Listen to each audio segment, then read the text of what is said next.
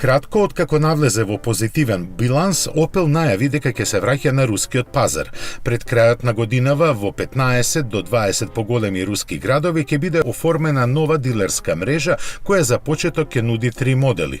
Главен адут ќе биде компактниот кросовер Grandland X кој ќе излегува од монтажните ленти на фабриката на Opel во Eisenach во Германија.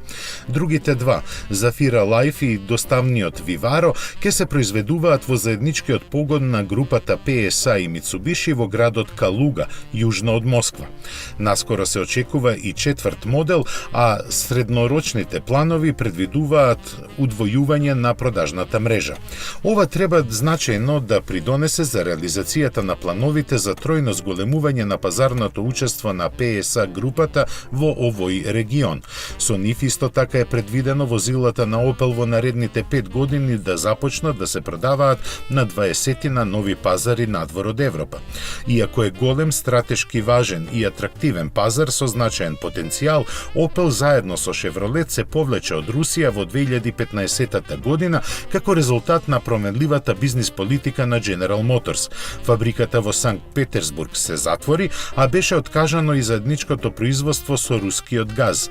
Се очекуваше дека овој потег ќе донесе сериозни заштеди во однос на неопходните инвестиции кои ќе придонесат за полесно излегување на Opel од долгогодишното црвено салдо.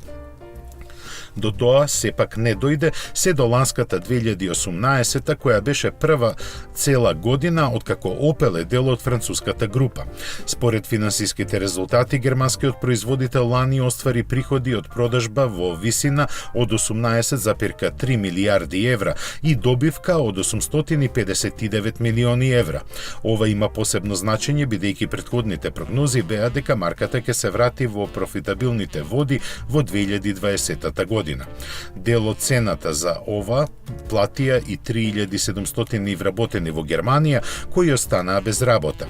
Реално оваа бројка е поголема бидејќи истовремено во Франција беа преселени 2000 работни позиции од развојниот центар во Руселскај.